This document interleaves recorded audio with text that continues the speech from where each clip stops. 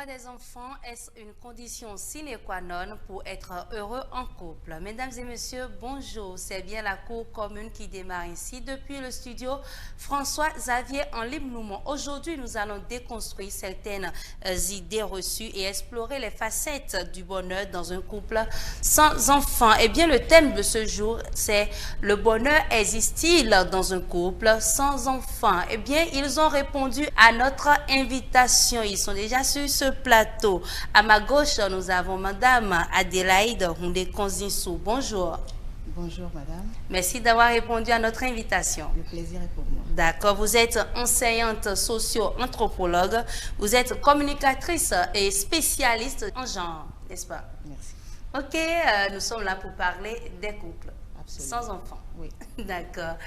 Tout juste à ma droite, j'ai Madame Yvette Alavo. Elle est spécialiste en communication marketing et sociale, spécialiste en gestion de projets santé, motivatrice et consultante en bien-être. Bonjour Madame. Bonjour Madame. Merci d'avoir répondu à notre invitation. Le plaisir est pour moi. D'accord. Tout juste à côté de vous, nous avons le révérend pasteur Dred Henné. Il est pasteur principal de l'Église du Dieu fidèle EDF et le président de la fondation FL36. Bonjour pasteur. Bonjour Madame Antonia. Merci d'avoir répondu à notre invitation. Merci. Bon, il y a beaucoup de personnes qui viennent vers vous pour se plaindre et vous essayez de les accompagner. N'est-ce pas? Effectivement, Donc, le sujet d'aujourd'hui va beaucoup les aider. D'accord. Alors, je commence avec vous, Madame Adélaïde Houndékon. Qu'est-ce qu'on peut comprendre par le bonheur? Comment peut-on définir le bonheur? Merci Madame Antonia. Le bonheur, on peut le définir comme un état d'âme. C'est quand un individu ressent ce plaisir. C'est quand le bien-être matériel rencontre le bien-être spirituel, alors on peut dire qu'un individu est en état de bonheur. Dans le contexte du sujet, quand on parle du couple, d'accord, à partir de quel moment on peut parler du bonheur? Bon, on peut parler du bonheur dans le couple quand le couple a ce qu'il veut. Je ne peux pas dire autre chose. C'est quand on a ce qu'on veut, quand on atteint le degré de maturité, le degré de plaisir qu'on espère. C'est en ce moment-là qu'on dit qu'on est heureux. Et je reste toujours avec vous. Quels sont les différents modèles familiaux qui existent aujourd'hui? Aujourd'hui, nous avons plusieurs types de familles. Naturellement, nous avons d'abord la famille monoparentale, qui est composée du père, de la mère et de l'enfant. Ensuite, nous avons la famille polygame, la famille polygamique qui est composée de plusieurs femmes, d'un mari et plusieurs femmes et des enfants. Bon, nous allons parler aussi d'autres familles à l'ère de LGBT, à l'ère des transformations sociales. On peut parler des familles recomposées. On peut parler des familles recomposées où on a un homme qui est issu peut-être d'un divorce ou la femme est issue d'un divorce et qui s'est remariée, qui s'est remis en couple avec un autre conjoint et les enfants. Toujours est-il qu'on ne peut pas parler de famille sans enfants. Ensuite, nous avons peut-être aujourd'hui, je ne sais pas si c'est encore, dans notre société, ce n'est pas encore accepté au Bénin, mais nous avons des familles où les deux parents sont de même sexe avec l'enfant. Et nous avons aussi des familles qui sont plus larges. Nous avons la petite famille, nous avons la grande famille. Voilà. Merci à vous, Madame Houndékon. Révérend pasteur Dred Henné, quelle est la perception religieuse sur le bonheur dans le couple? Alors, nous, en tant que pasteurs, on a l'habitude d'essayer de simplifier les choses au maximum. Donc, les définitions que nous donnons ne sont pas les définitions académiques dans les dictionnaires, mais les définitions qui peuvent permettre à tout un chacun de comprendre le concept. Et pour nous, le bonheur, c'est simplement le fait d'être en paix avec soi-même. Quelle que soit la condition, quel que soit le milieu social, quand tu es en paix avec toi-même, on peut dire que tu es heureux parce que ça te permet de pouvoir atteindre ton accomplissement. Une seconde chose qui est essentielle, c'est que pour nous, nous considérons le bonheur comme un voyage et non pas comme une destination. Donc, c'est-à-dire qu'on n'attend pas quelque chose, on n'espère pas quelque chose pour être heureux, mais on est heureux pendant qu'on est à la quête de cette chose. D'accord. Alors, Madame Yvette Alavo, en tant que coach, d'accord, motivatrice, dites-nous quels sont les facteurs qui contribuent au bonheur dans un couple sans enfants. Je dirais d'abord, est-ce que vous connaissez des couples sans enfants? Bien sûr, j'en connais énormément d'ailleurs, des couples sans enfants, il y en existe. Et ces couples sont heureux? Pour certains, ils le sont, pour d'autres, ils ne le sont pas. Je dirais que il faut commencer par les fondations. Et la définition du bonheur, elle est aléatoire. Chacun sait ce qu'il met dans le bonheur. Et comme le pasteur l'a dit tout à l'heure, c'est un voyage en fait. Donc, je dirais tout simplement qu'il est important pour chaque individu dans un foyer de mettre les bases qu'il faut et à l'entame de se comprendre sur comment chacun devrait contribuer au bonheur.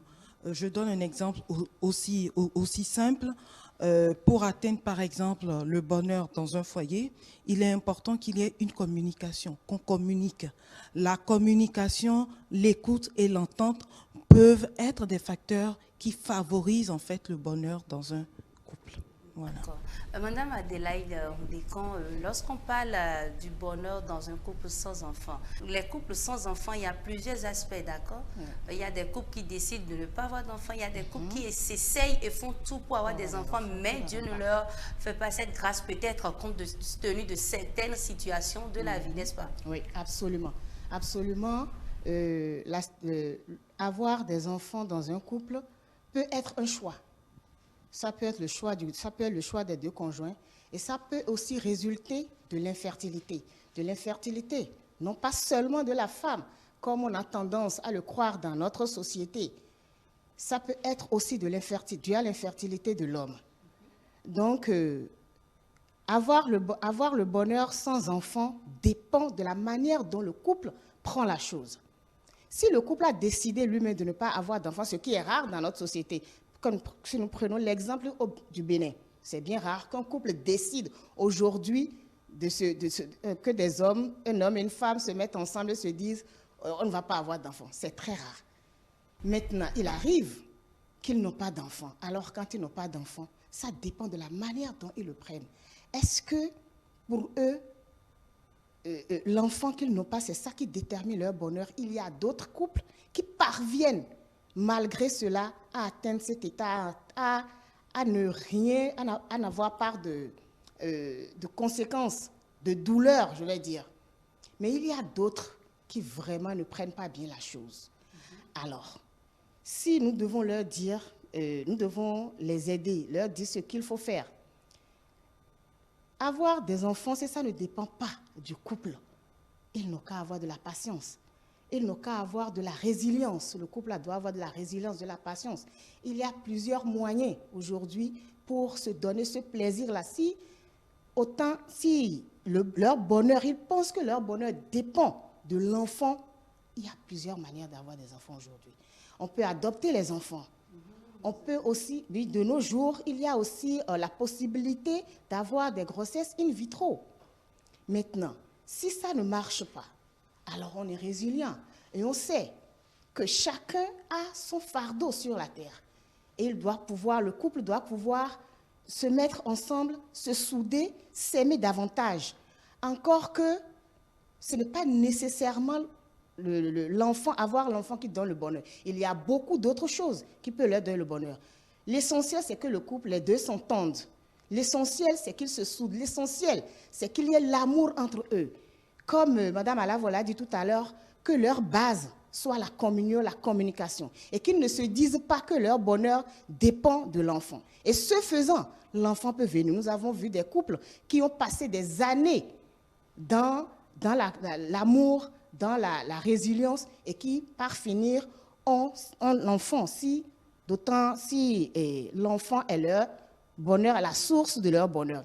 Parce que là, nous ne disons pas nécessairement que l'enfant dans le couple est la source du bonheur. Mais dans notre société, l'enfant est la source du bonheur. La source du bonheur dans notre société, d'accord. Parce que il y a tellement de choses qui dépendent. Il y a tellement de facteurs.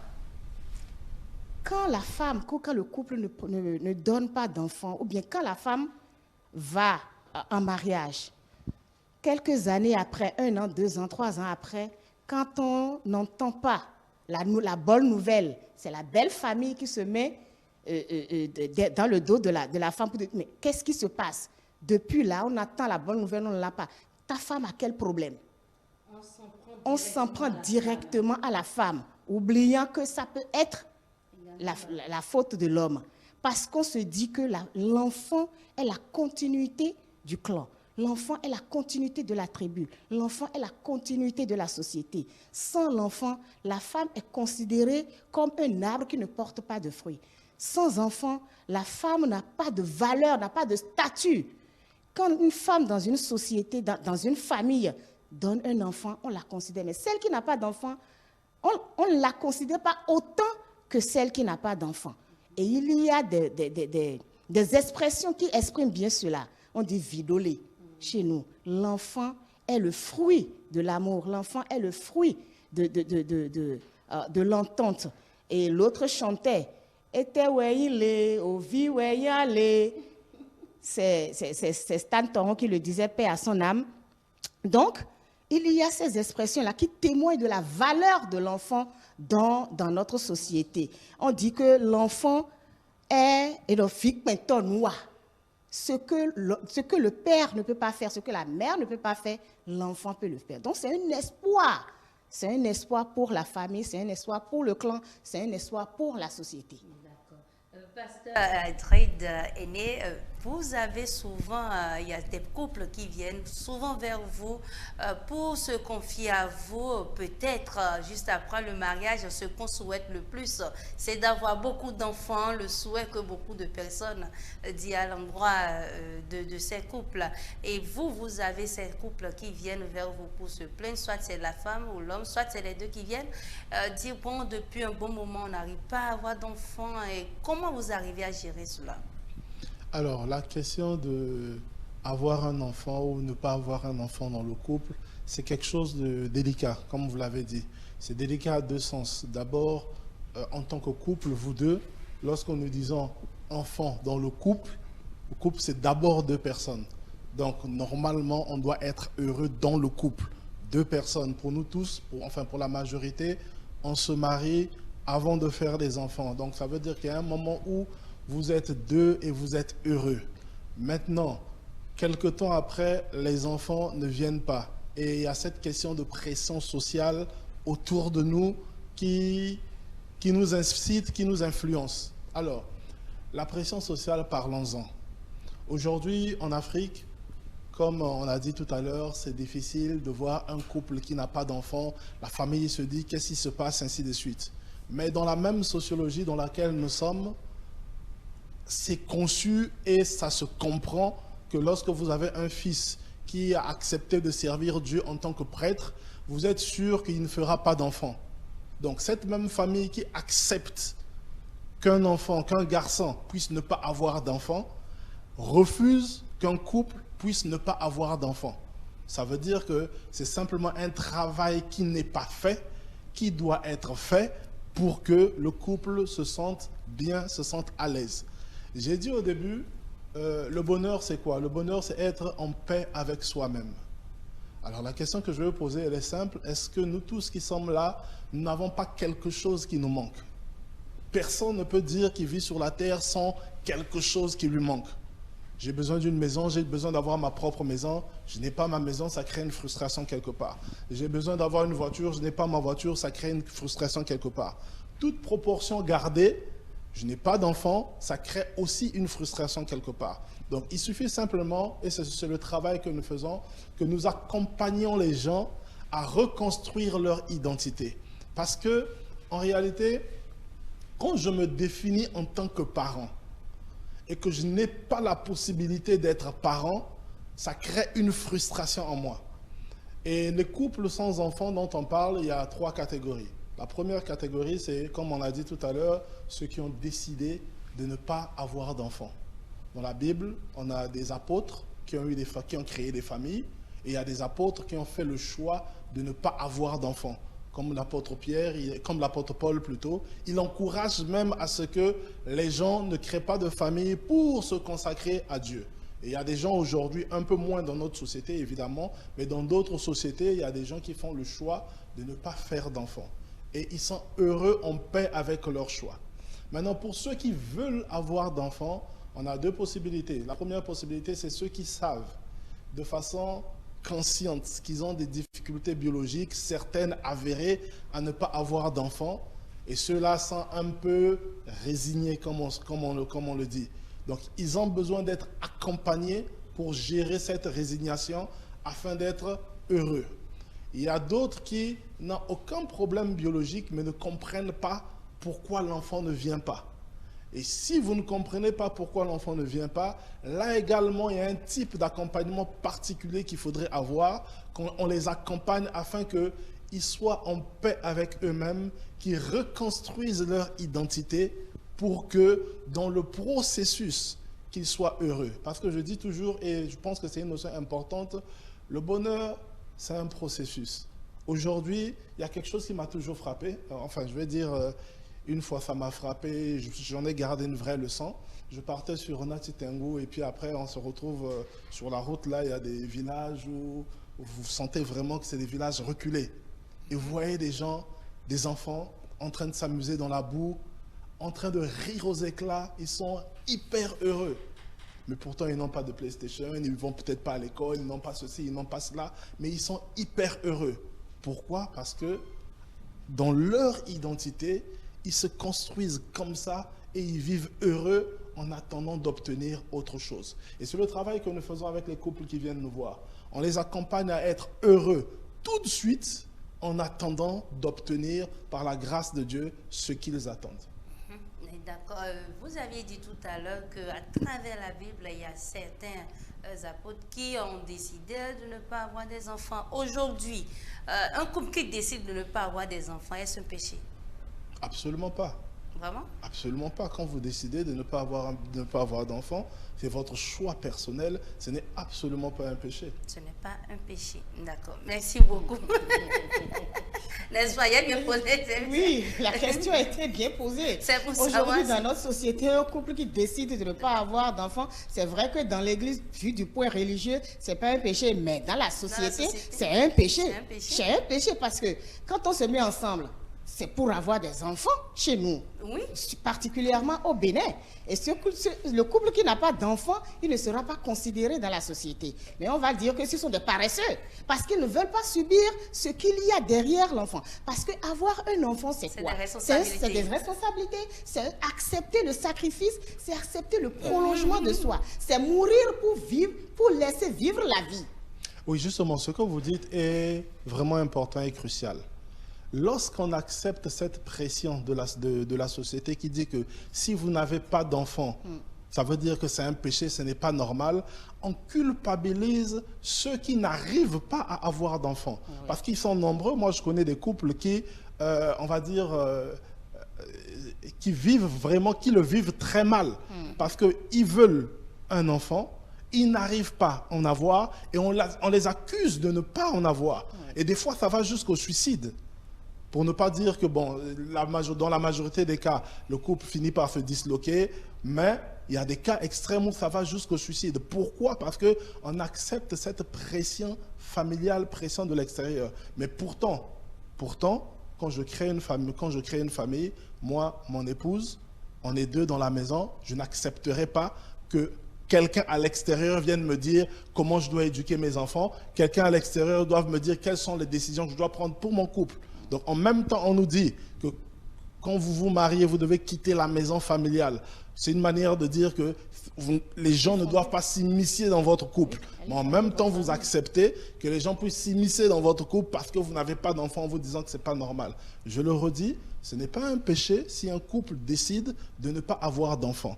Maintenant, le couple qui veut avoir d'enfants et qui ne peut pas en avoir, il a besoin d'être accompagné afin d'être heureux en ayant ou en n'ayant pas d'enfants. Pasteur, si tout le monde décide de ne pas avoir d'enfants, on va naître comment? La vie va se propager comment? D'accord. Non, en fait, je pense qu'il est essentiel de comprendre qu'aujourd'hui, on est dans une société, comme elle a dit tout à l'heure, qui est en pleine mutation. Et cette mutation va amener, ce n'est peut-être pas encore le cas ici en Afrique, notamment au Bénin, mais de plus en plus, les gens feront le choix de ne plus avoir beaucoup d'enfants. Première chose. Deuxième chose, si on décide de ne plus faire beaucoup d'enfants, c'est à cause de quelque chose, c'est parce que les études, avoir un enfant aujourd'hui coûte beaucoup plus cher qu'il y a 20 ans, 30 ans.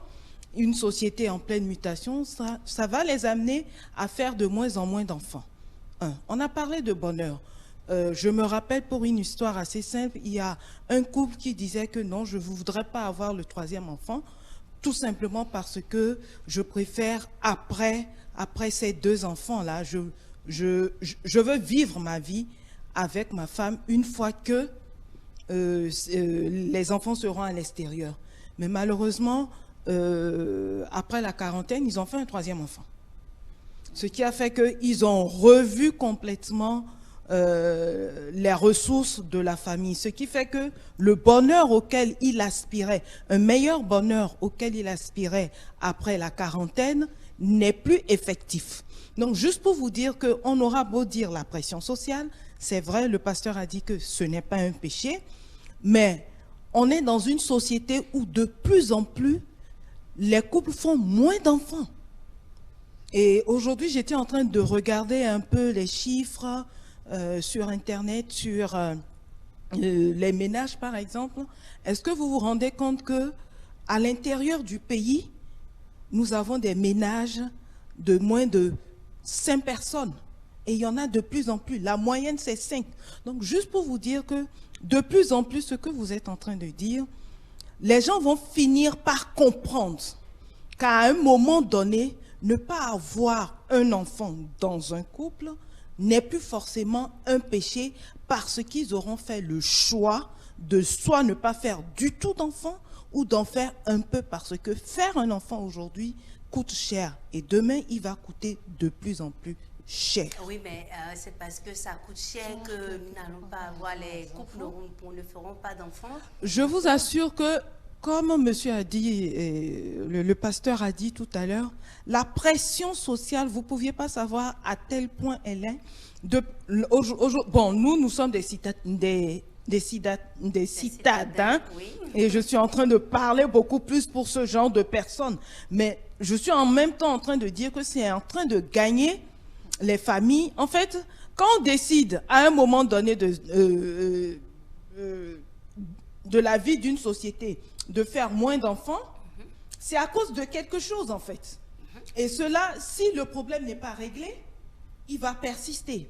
Et quand il va persister, on va arriver comme en Allemagne par exemple, où les gens ne veulent plus faire d'enfants parce qu'ils estiment que faire des enfants, ça coûte cher ou bien c'est trop de travail. Parce qu'aujourd'hui, la femme autrefois, excusez-moi, je ne suis pas féministe, mais la femme autrefois, telle que la Bible lui avait conféré le rôle, c'est d'être une aide pour l'homme.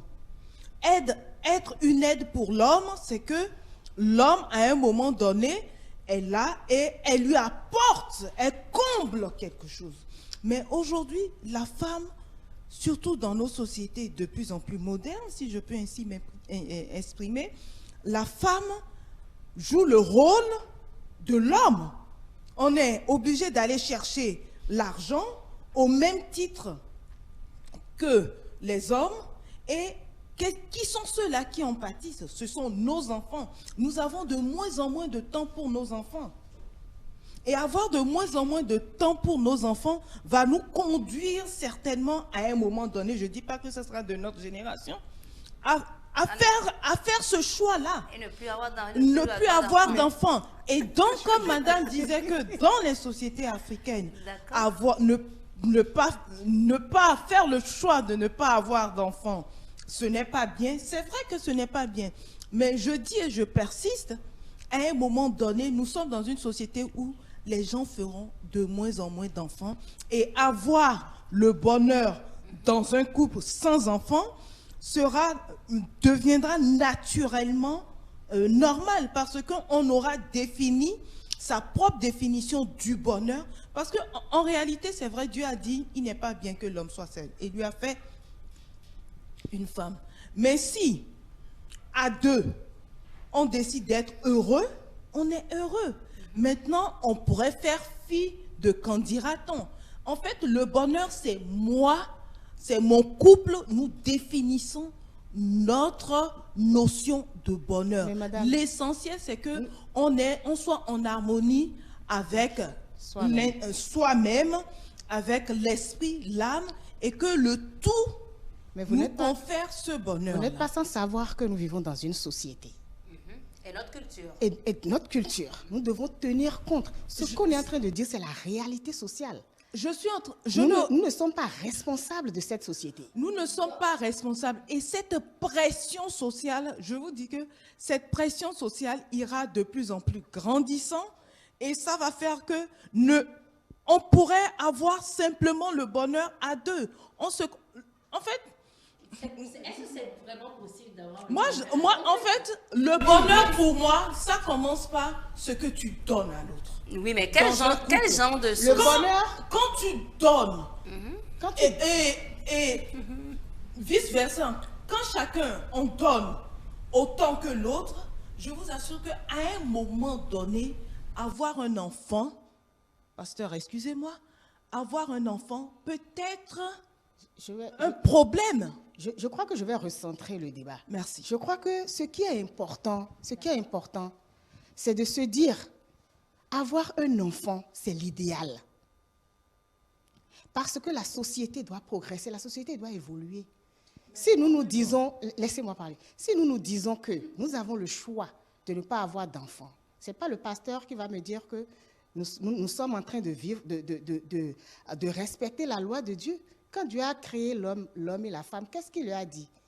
Allez-y, multipliez et remplissez la terre. Maintenant, ce qui se passe, c'est que il peut arriver que le couple n'ait pas d'enfants. Nous avons plusieurs exemples. Mais l'idéal pour l'homme et la femme, pour le couple, c'est d'avoir l'enfant pour permettre la renaissance de la société. Maintenant, si le couple doit choisir par lui-même de ne pas avoir d'enfants, nous risquons de rentrer, d'aller vers les travers que vivent les autres sociétés. Il ne faut pas faire comme les autres. Nous sommes nous-mêmes notre société. Nous sommes uniques. Notre société est unique. Nous devons maintenir nos valeurs culturelles. Malheureusement, nous avons le choix. Nous pouvons choisir de ne pas les suivre. Mais déjà, comment... Nous devons respecter nos valeurs sociales. Je ne refuse pas.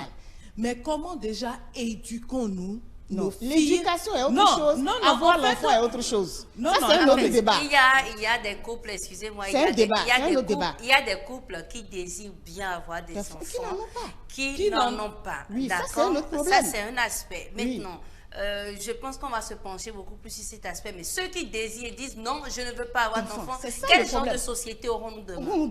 Exactement. Oui, justement. Mais si tout le monde décide d'avoir une société qui est en train d'aller vers cela. Non, on doit bloquer. On doit barrer la voie à ça. On ne doit pas tolérer ça. Moi, je suis contre ça. On ne doit pas tolérer cette société. Aujourd'hui, moi, je vais vous dire. Parce que ça amène des déviances. Nous sommes en train. Excusez-moi,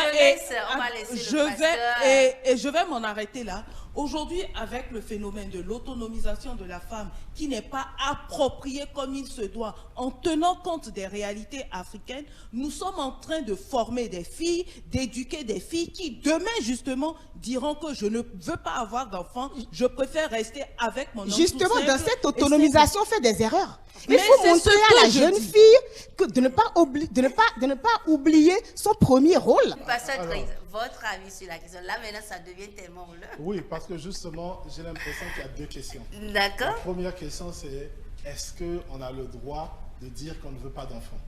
Et la deuxième question, c'est est-ce qu'on peut être heureux sans enfants? Sans enfants. Est-ce qu'on peut être heureux sans enfants? Il y a beaucoup de couples qui actuellement vivent ce problème. Est-ce qu'on peut être heureux? On pourra peut-être en débattre. Ça, c'est justement tout central, le débat, c'est là le problème. C'est là même. C'était le débat de base. Mais là, on est en train de discuter de est-ce qu'on a le droit de dire que je ne peux pas avoir d'enfant? La question est extrêmement grave.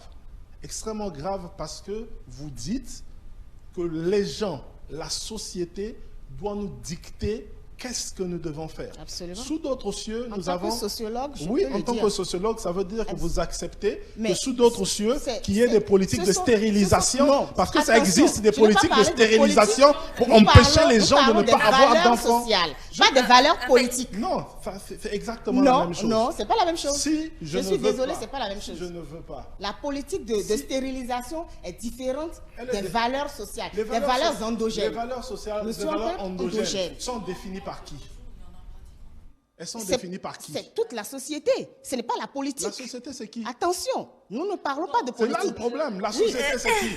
Le voisin peut se lever pour venir te dire que c'est pas comme ça qu'on fait parce qu'il est la société. Le voisin n'est pas la société, je Ben suis voilà, désolée, donc la mais c'est société, ce c'est qui qui? a existé pendant des années, qui Donc, en s'est fait, on installé. est dans le conservatisme. On est Exactement. dans l'immobilisme. Exactement. D'accord. D'accord. Bon, il reste Et avec ça, vous. conservatrice, on ne peut pas évoluer. C'est parce avec que vous, vous êtes pasteur. conservatrice, que vous Pasteur. êtes conservateur, que vous avez porté votre djarabou. C'est ça. Déjà, c'est parce que c'est parce qu'on évolue que vous avez porté ce que vous avez. Parce qu'à l'époque, on ne s'habillait pas comme ça. Alors, pasteur, Mais pasteur. je conserve le look africain, je conserve le look béninois. Le lutte Voilà. africain, Mais oui, Pasteur, avec mon pasteur, couleur sur la ça, tête. c'est un autre débat. Pasteur, quels sont donc les avantages et les inconvénients de choisir de ne pas avoir d'enfants dans un couple? Les avantages et les inconvénients de Bon, choisir. Oui. Je ne vois pas le sens de la question parce que En c'est fait, une question de liberté. Oui, en fait, c'est que ceux qui, parce qu'on parlait du choix tout à l'heure, on va quitter le choix pour ceux qui désirent avoir d'enfants, mais malheureusement n'ont pas d'enfants, d'accord? Mais d'abord, quels sont les inconvénients d'abord pour un couple qui décide de ne pas avoir d'enfants? Un couple qui décide de ne pas avoir d'enfants, Oui. quels sont les inconvénients? Les inconvénients. Moi, je n'en vois pas. Et vous? Ça m'étonne. Non, attendez, j'ai pas En tant fini. que pasteur, J'ai pas tu fini. ne vois pas d'inconvénient Non, j'ai de pas ne fini. avoir d'enfants. Je crois que dans les premiers versets de la Bible, comme je l'avais dit tout à l'heure, Dieu a dit, quand il a créé l'homme et la femme, il a dit, allez multiplier. Donc, en fait, la première conséquence, c'est d'abord une... je ne veux pas dire que c'est un péché, mais c'est comme si on n'avait pas Absolument fait. pas, Non, ce n'est pas un non, péché. non, non. Ce n'est absolument pas un péché. Laissez-moi parce que là, terminer. vous ne m'avez pas laissé Non, terminer, laissez-moi donc j'ai le droit de terminer. continuer.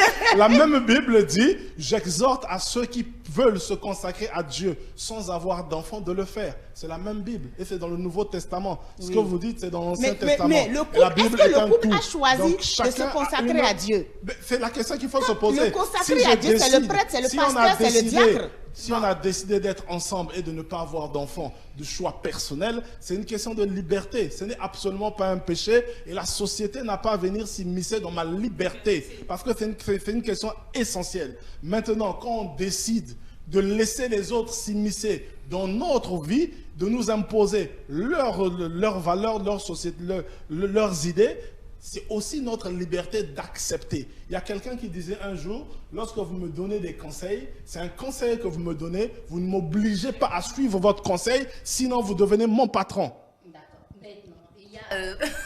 Pasteur, vous avez des Pasteur, enfants. pasteur, et maintenant, pour des couples qui font tout pour avoir d'enfants dans le foyer, ils s'essayent tout, aller à l'église, également les recours vers la médecine moderne, parfois même vers la médecine traditionnelle, font tout pour avoir des enfants. Quelles sont les conséquences liées à tout cela? Alors, pour les couples qui veulent avoir d'enfants et qui n'ont pas la possibilité d'avoir Ils ont des tout enfants, fait. chez nous, nous avons des accompagnements qui sont importants qu'on leur donne pour les apaiser. Parce que quand vous n'avez pas d'enfants, il y a plusieurs facteurs qui peuvent faire en sorte que vous n'avez pas d'enfants, mais en attendant d'en avoir, il faudrait que vous puissiez vivre heureux. Donc on les accompagne pour les emmener à vivre heureux.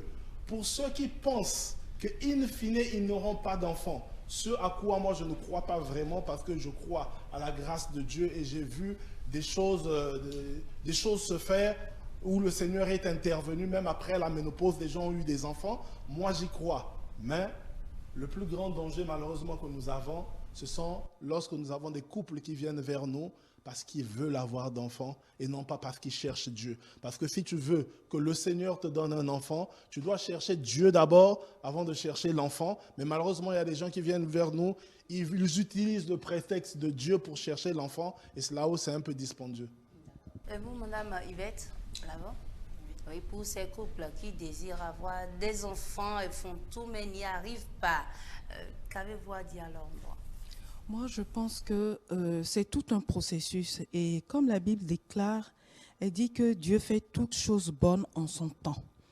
Peut-être qu'ils se sont mis en couple, ils n'ont peut-être pas demandé l'avis de Dieu, si je peux ainsi m'exprimer, ou peut-être que dans leur destin, Dieu ne les a pas prédestinés à avoir peut-être des enfants ensemble. Il faudrait qu'ils aillent chercher cela. Et l'accompagnement dont le pasteur parle est autant de questions auxquelles, autant de réponses, pardon, auxquelles il pourrait avoir de questions. Alors, avoir de questions. Autre chose, ou carrément, vous n'aviez pas d'enfants parce que dans les familles, il y a des limitations, il y a des liens qui font que ces personnes-là ne peuvent pas avoir des enfants et par la faveur et la grâce de Dieu, avec un accompagnement continu, Dieu peut décider justement de leur donner des enfants. Et ça, comme le pasteur l'a dit, il ne faut pas aller vers Dieu justement parce que tu veux l'enfant, mais tu vas vers Dieu parce que tu recherches sa face, tu veux mieux le connaître et sa grâce et sa faveur pourra descendre sur toi. La troisième chose, c'est pour dire aussi que parfois vous n'aviez pas d'enfant parce que sur le plan biologique, vous n'êtes pas qualifié également pour l'avoir. Et il y a certains couples, j'ai connu certains couples, malheureusement, ils ne peuvent pas l'avoir. Mais l'intervention divine peut faire qu'ils puissent l'avoir. Donc, je voudrais dire à ces personnes-là de rechercher le problème, ce pourquoi ils ne peuvent pas vraiment avoir des enfants, de se pencher vers le côté clinique, mais ne pas omettre justement le côté spirituel parce que quand on l'ajoute, Dieu peut faire grâce et ils peuvent avoir des enfants. Voilà. Ok. Oui, vous avez parlé des conséquences du couple qui a fait le choix de ne pas avoir d'enfants. On va... Du côté de ceux qui n'ont okay, pas d'enfants. Les conséquences du couple qui a fait le choix, qui veut avoir des enfants et qui n'en a pas. Oui, il y a deux sortes de conséquences. Il y a les conséquences liées au couple lui-même, à la personne, à l'individu du couple, à l'individu de l'homme, à l'individu de la femme. Il y a les conséquences liées maintenant à la société. Par rapport au couple, le couple, s'il ne sait pas gérer la question, s'il ne sait pas faire de la résilience, le couple va se sentir frustré. Le couple ne sera pas équilibré. Il y a une étude qui a montré que 66% des couples divorcés n'ont pas d'enfants. Bien que, bon, ils n'ont pas encore prouvé que la stérilité, l'absence d'enfants est la base de leur séparation. Alors, le couple va faire face à ce déséquilibre-là s'il ne parvient pas à accuser le choc de la manière positive possible. La femme va se sentir frustrée parce que quand elle va voir les enfants d'autrui, elle va se dire si moi aussi j'en avais.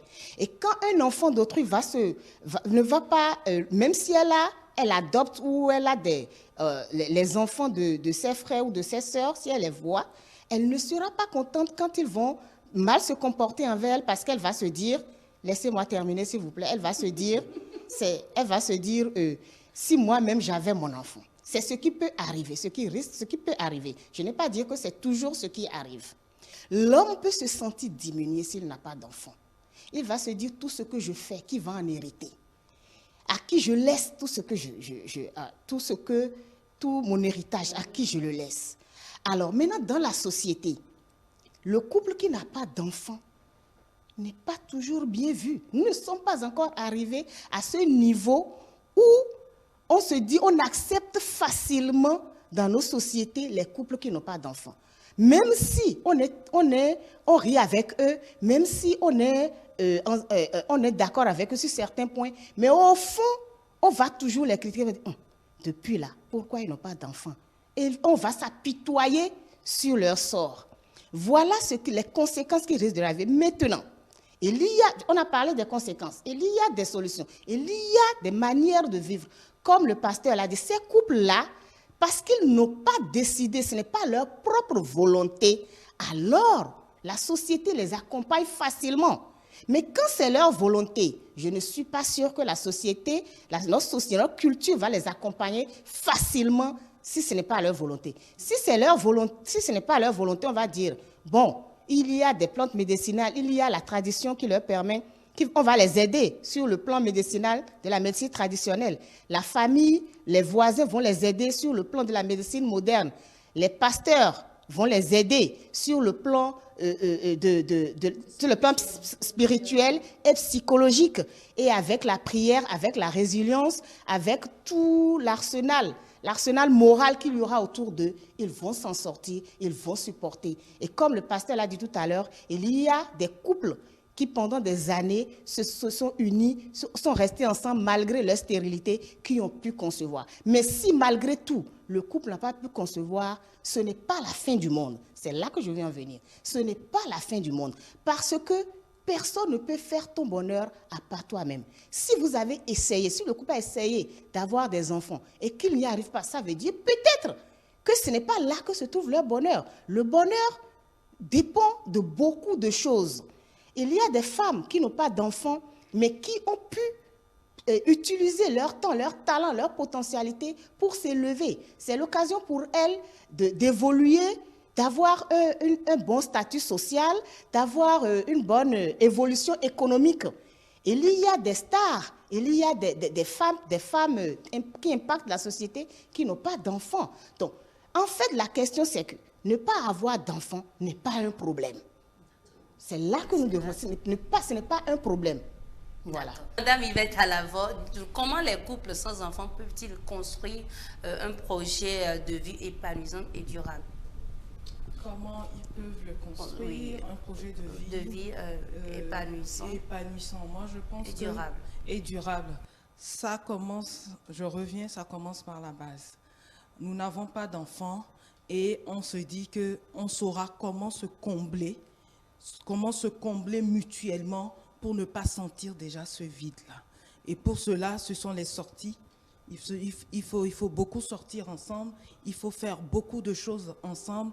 À la cuisine, madame est à la cuisine, monsieur peut venir, préparer, se faire beaucoup de câlins, faire en sorte en fait que par la tendresse, l'amour, l'affection que l'un donne à l'autre, qu'on ne sente pas ce vide-là. Et tant que cela est présent, je vous assure qu'il est difficile, quel que soit, bon, on part du cas où ils n'ont pas décidé d'avoir d'enfants et que c'est le sort qui s'acharne sur eux. Il y a la possibilité de vraiment surmonter cela et ça facilite justement la résilience dont madame a parlé. Voilà ce que je peux dire. Pasteur Adid, quand dans un couple, lorsque la faute en griffe vient de la femme, on s'acharne beaucoup plus sur elle.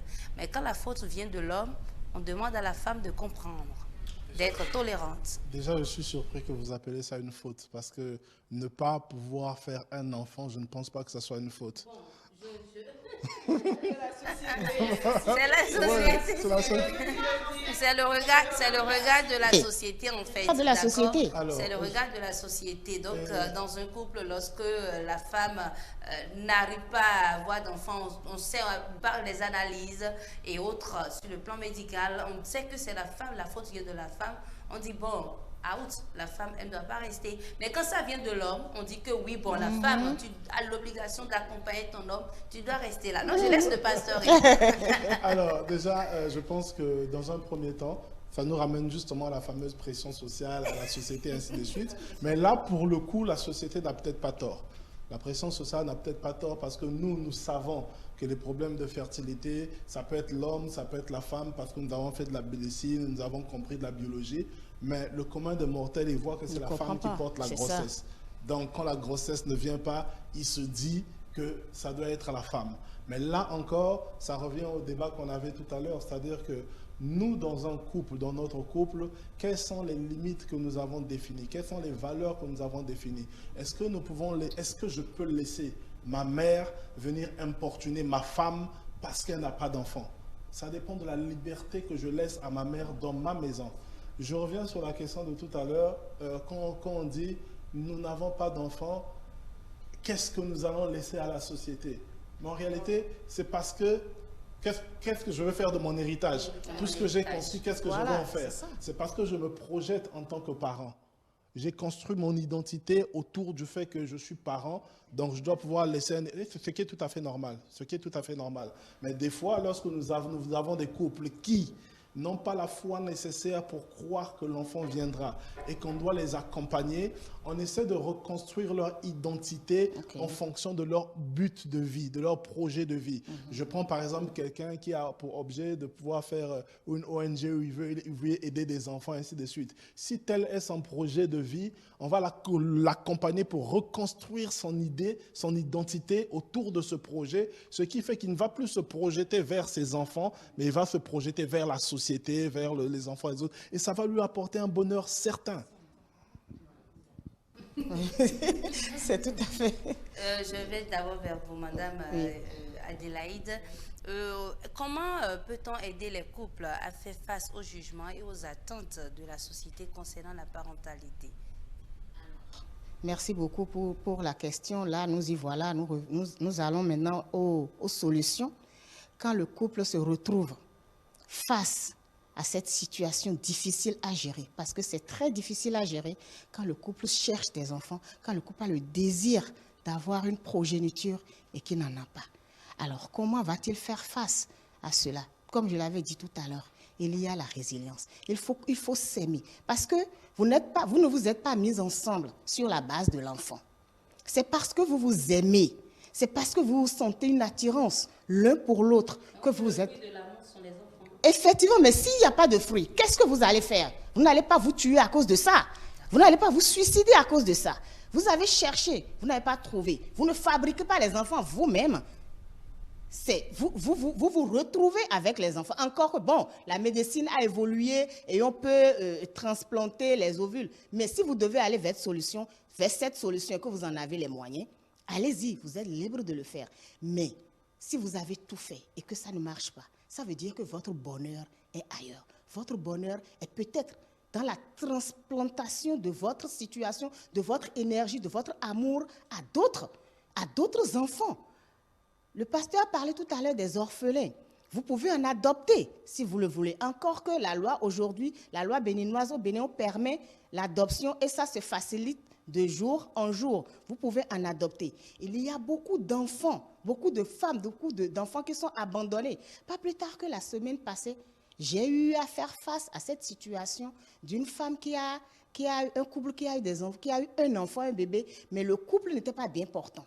Cet enfant est là et attend que quelqu'un vienne s'occuper de lui. Alors, il y a beaucoup de cas comme ça d'enfants en situation. Peut-être que c'est à cause de ces enfants-là, de ceux qui sont ces enfants qui sont abandonnés, qu'il y a des couples, puisque la nature ayant horreur du vie, la nature équilibre, ce n'est pas le pasteur qui va me dire le contraire. Donc, peut-être que c'est pour trouver un équilibre que ces couples n'ont pas d'enfants. Alors, ce que je leur conseille, de s'entraider, de s'aimer, de ne pas jeter la faute l'un sur l'autre. Ce n'est pas la faute à la femme, ce n'est pas la faute à l'homme. Il faut qu'ils comprennent que c'est une situation, c'est un problème qui va passer, c'est une difficulté à laquelle ils doivent faire face comme les autres difficultés. Et quand on fait face à deux, on trouve toujours la solution à deux. Ça ne doit pas entraîner le divorce, ça ne doit pas entraîner des graissements de dents. Ils doivent faire face ensemble à leur famille, à la contrainte sociale, au regard critique de la société. Donc c'est ensemble qu'ils trouveront la solution qu'il leur faut pour combler ce bonheur qu'ils n'ont pas. Madame Alavo, quel doit être le rôle des familles pour soutenir ces couples qui n'ont pas la chance d'avoir d'enfants? Très rapidement. Alors, le rôle des familles, c'est beaucoup plus les soutenir plutôt que de leur jeter la pierre et surtout essayer de comprendre qu'il y a une situation particulière et pour les mamans ou les belles mamans qui aiment prier, qu'elles se mettent à prier. Mais au-delà de ça, ce qui est important à retenir, c'est de faire en sorte qu'on les accompagne d'une manière ou d'une autre dans leur stérilité. Et chemin faisant, Dieu fera grâce. Moi, je peux donner l'exemple d'un couple où ils ont fait près de 11 ans de mariage dans la stérilité et le couple a décidé justement d'aller adopter un enfant de 6 mois et pendant le processus, la femme, elle est tombée enceinte. Et aujourd'hui, ils sont avec 2 enfants, 2 jolis bébés et ils se portent bien. Mais j'ai pu suivre ce couple-là durant toute cette période-là. Mais ils étaient les plus heureux. C'est vrai que à l'intérieur, on ne sait pas ce qu'ils vivaient, mais ils se soutenaient mutuellement et ils priaient et finalement Dieu a fait grâce. L'entourage également les soutenait, la famille les soutenait et aujourd'hui, le bonheur est vraiment au rendez-vous. Donc franchement, je pense que le soutien, c'est mieux que les critiques parce que la langue, ce que la langue dit, ça blesse et c'est comme un papier. Quand vous prenez un papier, quand vous le froissez, il se froisse, mais quand vous le dépliez, il n'est plus comme avant. Donc, les cicatrices, ça reste. Donc, je vais inviter l'entourage de ces personnes-là vivement à les soutenir d'une manière ou d'une autre et ça ira. Merci. Pasteur, quel doit être le rôle des pasteurs, oui, des pasteurs, je peux dire comme ça, et des églises pour soutenir ces couples? On ira très rapidement, quelques secondes. Le rôle que nous avons en tant qu'accompagnateurs, personnes qui sont à côté, personnes morales, c'est justement celui de soutenir et d'apporter des solutions qui leur permettront d'être heureux en attendant que le problème ne soit réglé. Et je pense que c'est une attitude qui est celle que le Seigneur nous réclame. On parle de couple qui n'a pas d'enfant, mais vous êtes d'abord un couple. Donc vivez votre bonheur, votre vie de couple en attendant d'avoir des enfants. Tout, et vous allez me répondre par mots, d'accord? Selon vous, qu'est-ce qui fait le bonheur dans un couple? Le bonheur d'un couple? C'est la communication. Et vous, qu'est-ce qui fait le bonheur d'un couple? Je dirais communication, entente. Communication et entente. Entente. D'accord. Et vous, pasteur, qu'est-ce qui fait le bonheur d'un couple sans enfant? Pour moi, le bonheur d'un couple avec enfant ou sans enfant, c'est le fait d'accomplir des choses ensemble. D'accord, c'est le fait d'accomplir des choses ensemble. Merci à tout un chacun de vous d'avoir participé à cette émission, d'avoir donné vos différents avis sur la question. Mesdames et messieurs, retenez que au-delà des choix individuels, il est important de cultiver la tolérance et le respect à l'égard des différents modes de vie. Chacun mérite de trouver son propre équilibre et son propre bonheur. Et donc, le thème de ce jour, c'était le bonheur existe-t-il dans un couple sans enfants? Nous étions avec Madame Adélaïde Houndé-Konzissou. Elle est enseignante socio-anthropologue. Également avec Madame Yvette Alavo. Elle est spécialiste en communication marketing et sociale. Spécialiste également en gestion de projets santé et consultante en bien-être, beaucoup plus aussi motivatrice. Nous étions également avec le révérend pasteur Dreid Aîné, pasteur principal de l'église du Dieu fidèle, président de la fondation FL36. Merci à vous, chers téléspectateurs, de nous avoir suivis. Merci à toute l'équipe de la technique. Rejoignez-nous sur nos différents canaux digitaux, notre site web www.etelebene.com, notre page Facebook Télé Direct, notre compte Télé Live, notre chaîne YouTube Télé Bene via nos applications iOS et Android. Télé Bene, Télé avec vous, pour vous.